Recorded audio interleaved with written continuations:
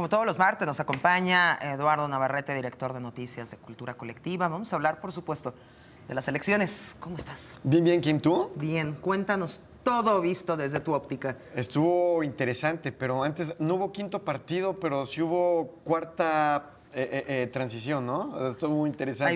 Ahí viene el cuarto cambio. Exactamente. Fíjate que, es más, me gustaría empezar esto preguntándote, ¿tú crees que las encuestas acertaron o definieron?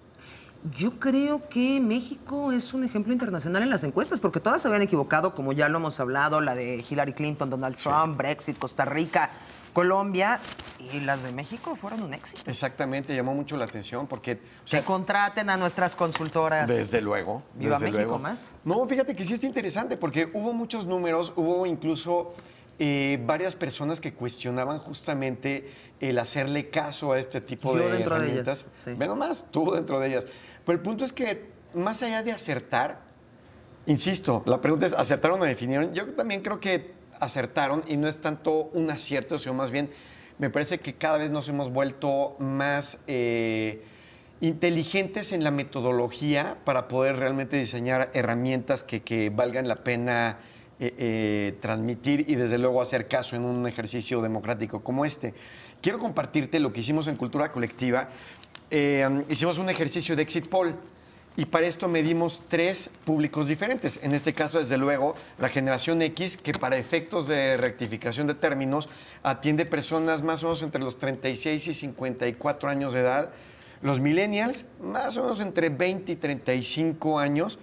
Y la generación Z, en este caso, serían los primeros votantes, que serían las personas que votan por primera vez. O sea, personas que llegan entre 18 y 19. ¿Las personas de la tercera edad no las tenemos registradas? Pues en este estudio, no.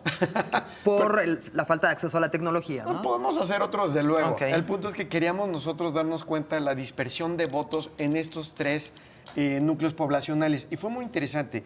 Fíjate que los primeros votantes prácticamente alcanzaron un 60%, fue el 59.9% en favor de Andrés Manuel López Obrador.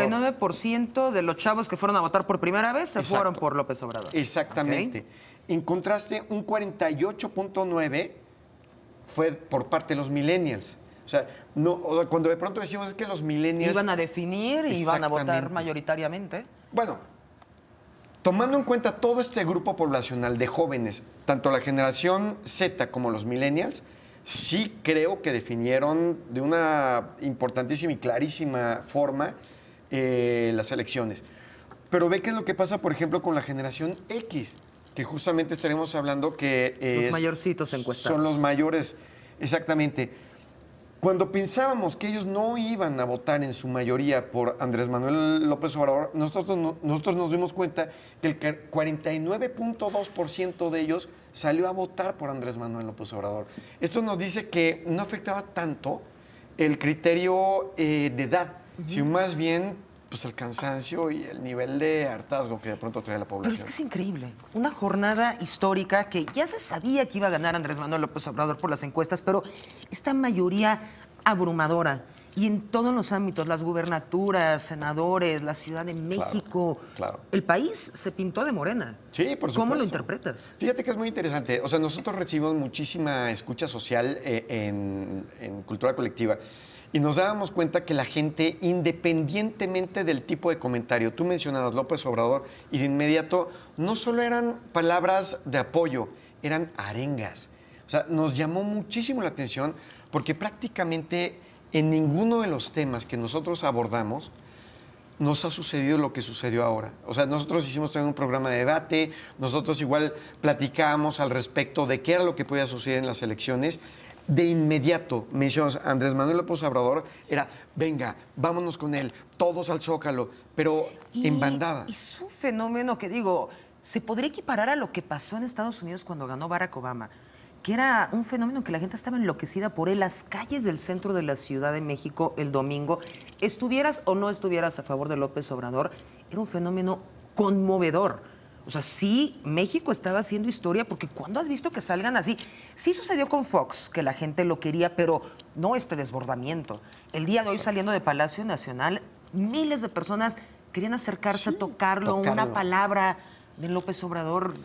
Justamente hacíamos una reflexión en la redacción en donde, o sea, justamente nos poníamos a ver estas imágenes y nos preguntábamos qué tipo de señales son estas, si efectivamente es algo protomesiánico y si realmente las expectativas que ha levantado Andrés Manuel López Obrador van a ser cumplimentadas.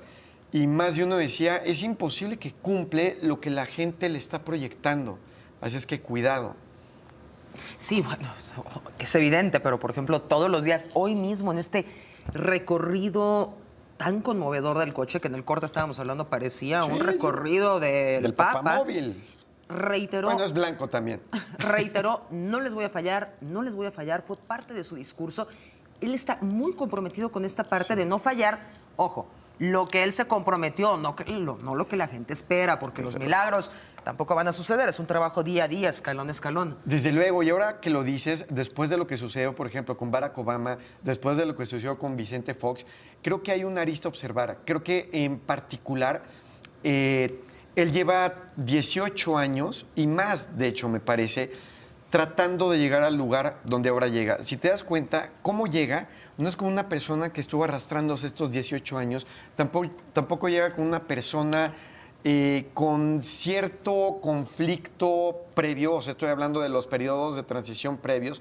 Sí puso en alguno de los comentarios sobre la MSL, me trataron bien, a diferencia de cómo me trataron los gobernantes Lo cual previos. es cierto. Sí. Lo cual es cierto. Desde luego. Menciona, por ejemplo, a los medios de comunicación, que está muy agradecido con los medios de comunicación porque esta vez dijo que no hubo guerra sucia, como Exactamente. en años anteriores. Y la pregunta es de verdad tremenda, es, ¿tú lo podías creer? O sea, nosotros en la redacción de verdad nos estamos pellizcando, no podíamos creer que a las 11:30 prácticamente ya la cama estaba hecha.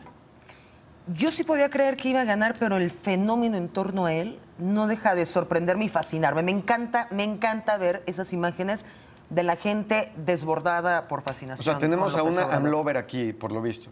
No, es una cosa maravillosa ver al pueblo mexicano tan contento. Parece que ganamos el Mundial. Sí, fue muy interesante. Por eso justamente entraba esto. Tal vez no haya quinto partido, pero tenemos una cuarta transición. Y de verdad llama la atención. O sea, te puedo decir que la redacción de Cultura Colectiva son millennials y centennials. Y hubo mucha gente que después de los avisos estaba sentada parpadeando. O sea, no lo creían. Y de hecho, justamente decían, es que no tenía proyectado esto. O sea, sí queríamos que ganara, desde luego. Sí sabíamos que iba a ganar de una u otra manera. Pero no así. O sea, como que pareció que todo estuvo, si no demasiado fácil, sí primero Ya que esperando. ¿Mandé? Un país maduro y democrático. Pues al parecer sí. Muchísimas gracias. Al Nos vemos el contrario. próximo martes. Gracias. Claro que Vamos a sí. una pausa. Pero al regresar asegura Donald Trump que de no